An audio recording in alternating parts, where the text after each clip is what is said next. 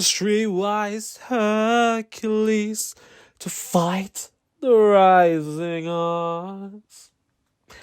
Isn't there a white knight upon the fiery steed?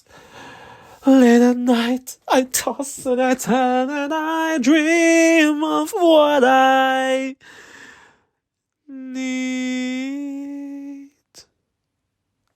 Hit it! I need a hero. So, on 2 days left before pupillage gateway closes, I am not a rapper. What am I going to be talking about? Mental health. And yes, today I made a mini skeleton argument because I'm supposed to do a skeleton argument on Thursday. Have I looked on the case file? Have I looked on what am I supposed to be reading? Have I looked on the supplementary reading yet? No, because I have civil and evidence tomorrow. And have I finished reading yet? No. Have I finished my pupillage applications yet?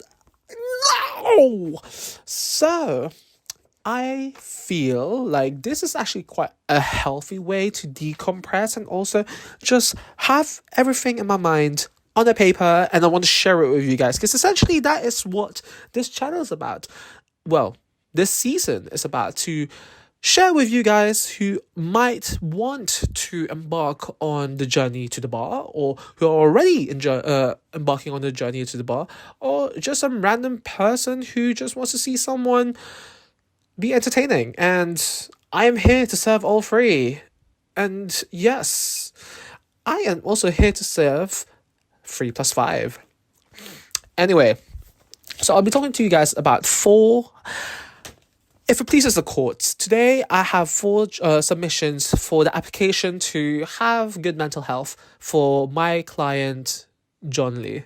First of all, I'll be going through 4 submissions, as I've said, discussing 4 different aspects of his concern for mental health. The first one being pupillage gateway and expectations. As you've known from the title of the series, we are counting down till the day the pupillage gateway deadline is up. And I have 2 days left, and I have 4 applications. And actually, guys, I had my mental meeting today, and I'm just gonna say it. I think we're cooking. I think we're cooking. Anyway, going back to pupillage gateway expectations, it's a lot. Looking at the application, if you haven't yet, first of all, congratulations for having a healthy brain. I'm not saying that it's not healthy to apply for pupillage gateway. I'm saying that it is a big task, a big hurdle that might spiral you into an existential question, existential identity crisis of thinking, who are you? What have you accomplished? And why do you think you're good enough? And we'll discuss that. So, in pupillage gateway applications, it's asking you basically to advocate for yourself, like sell yourself. What qualities of yourself is relevant to the bar, and where's the evidence? Yeah, we're asking for receipts. And so essentially, you have to balance, for example, volunteering or mooting. And for example, for me, I also do society work, and not just with one society. I do 3 society. I think 3, yeah. Well, actually 4. Gosh, I forgot about that one. I'm not naming names because if people saw this video, deep trouble.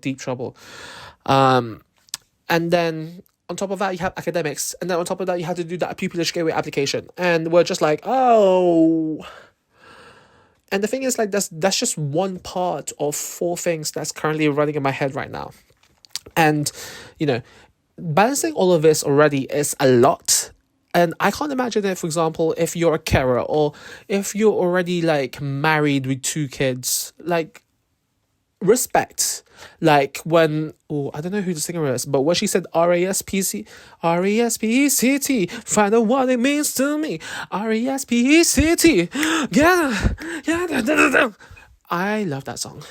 But I don't know enough of that song, so how much do I even love it? So let's remember, voluntary mooting societies on top of academics. as well as having this really valid question and also fear, especially amongst young people, that you're competing for pupillage with those who have experience, those who are like military vets, those who are nurses, those who are headmasters, those who are teachers who had previous experience, previous career, and going into the field that they worked in. You feel disadvantaged. For example, if a nurse is coming in to apply for example, Doughty Street Chambers, you have a medical law pupillage. You feel like you have no choice, like you can't win because girly pop over here, like slayed a bit too hard, and say, you know what, I conquered STEM. Let me be a lawyer as well. And you're thinking out here, babes, say some like monies for the rest of us. But then again, our NHS doctors and nurses are getting paid, right? I don't know. Anyway, apart from that discussion, having like that fear as a person who just comes out like straight from academics, or for example, for me, I graduated 2 years ago, spent 2 years in hospitality to get the money to go do my bar course. And you feel like in those 2 years, I basically done nothing. And that is in quotes because we will be discussing that. I don't know if we're discussing that today, but we're discussing it later. And actually, we're going to discuss it now because essentially, it doesn't matter what experience you have. If you know how to use your experience in the application, game over. Like, as Beyonce said, you must not know about me. I can have another... actually, no. You must not know about me because with some of the people at channels I've talked to and stuff like that, and I think I already said this before, but you know what, let's just reiterate because we're trying to hone down this in our brains so that we believe it. But in some of the peopleish panels that I went to with like highly distinguished KC / retired judges / head of chambers, some of the most memorable applications they have, and actually one of the people that they love as barristers, are the ones who, for example, were working at pubs and had to break off a fight at 3 a.m. Why? Because they were able to do client care, they were able to advocate, they were able to manage expectations and emotions and de-escalate. And basically, you're doing ADR right there and then. Like, babes, you've done the job as a barrister. Because if you're going into criminal law, those are the type of people that you're going to be meeting with. Like, I don't know if people have prepared you for criminal law, but on both sides, you ain't ready for me. Not for me. You ain't ready for it. So, volunteering, mooting, academics, young and old, experiences fairness or fear. People just go with expectations. So you see already how that's working, and we're only on submission 1. And this is what's running in my head. Submission 2. How am I supposed to keep up with my gym and with my healthy living diet if I'm worried about pupillage? Like, how am I supposed to eat healthy when I'm out here trying to do my academic work all the way up to 9:30 p.m. and I said to myself, you know what? I'm hungry and I think I deserve a McDonald's. No. And you know what? Tomorrow, I'm going to go to the gym at 7:30. What time is it now? It's 11:50. And how to edit this. And editing it takes an hour. And then rendering it takes another hour. And then uploading it takes another hour. Girl, when are you sleeping? And when am I supposed to go to the gym? And the thing is, I have a sprained ankle right now. Why? Because I rolled my left ankle and now it looks like I have a tennis ball sticking out on my left-hand side. But you know what? I've treated it today and I was not actually going to go to school today because I thought, you know what? It's a bit too painful. But I'm so glad I did because it would have been more of a hassle to miss a workshop in civil lit rather than, recover. And you know what? I'm not saying that you should go prioritize your academics above your health. No. You must not know about me. Beyonce reference. Again, what I'm saying is that I'm grateful that I went because I went to Superdrugs before I went to school and I got myself like an ankle supporter and also the cold patches, and they are working miracles. If you want to sponsor me. Do not be afraid. Be fearless, as Les Seraphim said.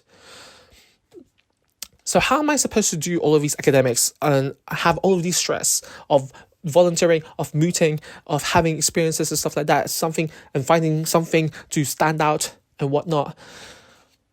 And then also think about being healthy, because you know what? It's January and I want it to be hot girl summer. And I for once in my life, I want it to be summer and I can wear tank tops in confidence and peace, and also have shirtless pictures, because I want to feel good about myself. I want to feel confident. I want to be able to be comfortable in my own skin.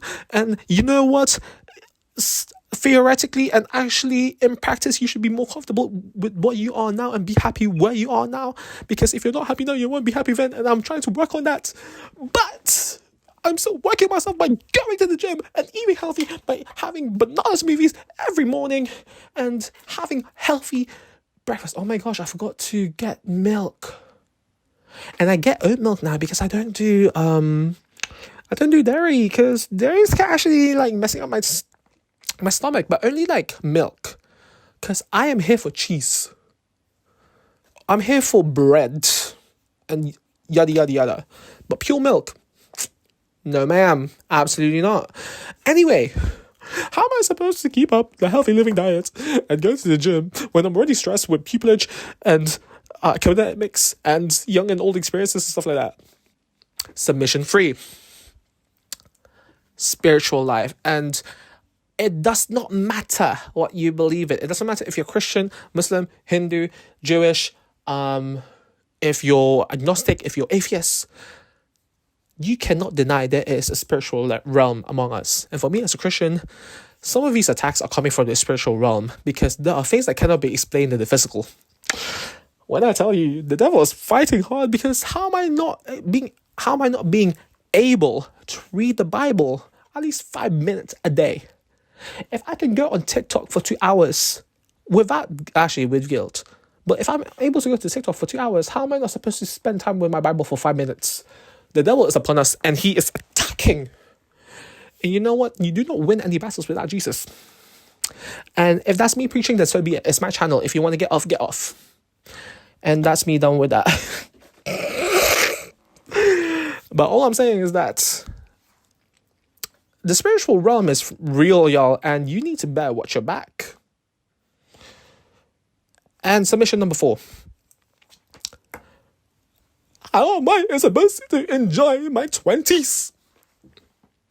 At this age, I thought I would not even have a mortgage.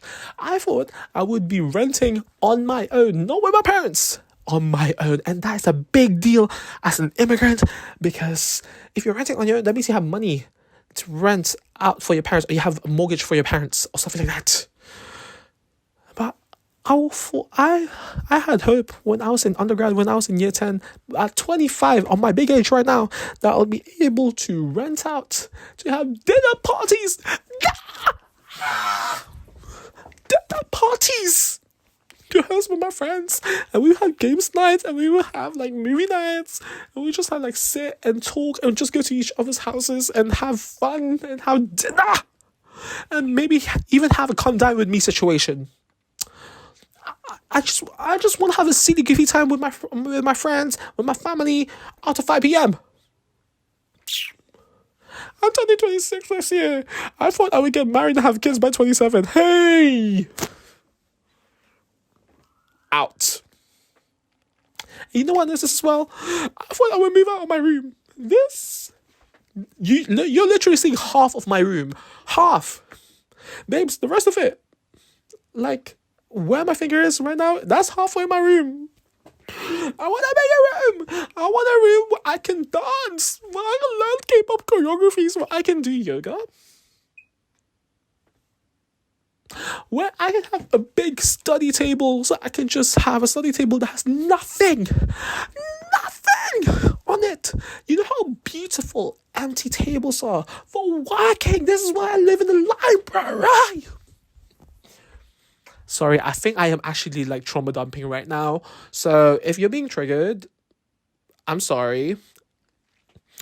And if you're a therapist, feel free to reach out to me. But if you're relating to this, hi, welcome. Maybe subscribe. Why have press the subscribe button?